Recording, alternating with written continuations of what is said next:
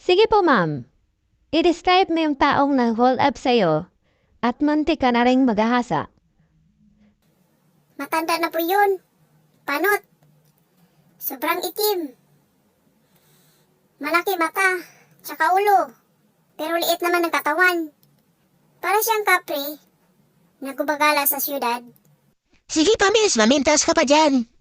Di nga ako nagtagumpay sa'yo. Ito na nga, oh. Amin na yung tao. Grabe naman kung mamintas ang babaeng to. Di naman kagandahan. Tsaka hoy, di ako kapre ha. At lalong di ako manlores. Gawin ko na lang tayong murder ang kaso po. At ang masulit ko naman.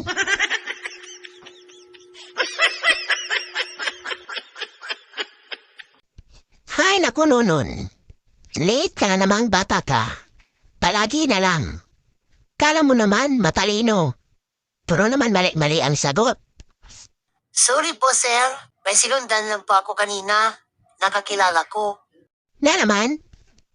Dati, inapakan mo yung pera sa bata. Ngayon naman, may sinundan ka. Hay nako, nonon. Bigyan na nga lang kita ng tanong tungkol sa binigay kong assignment sa inyo. Tingnan ko lang kung nag-aaral ka ba. Ano po yun, sir? Sure ako. Makakasagot ako niyan. Sino ang pumatay kay Magellan? Lapu-lapu po, sir. Aba, nakasagot ng tama. Ikaw naman, sir. Kilala mo si Vicente? Hindi, sino yan? Sikat ba yan? Ayan kasi, sir. Puro ka-aral. Kabit yan ang asawa mo. Minsan kasi, titingin ka sa paligid mo. Kaya ako na-late kanina. Kasi sinundan ko sila.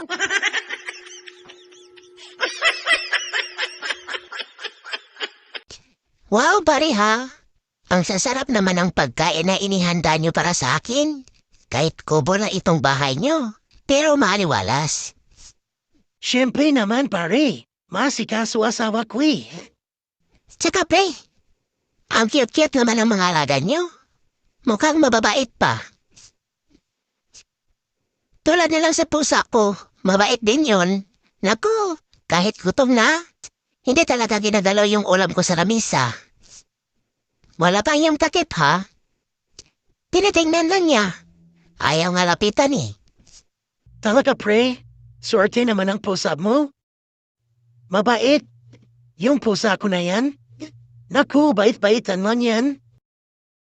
Tika, ano bang ulam mo? Irisuka na may asin.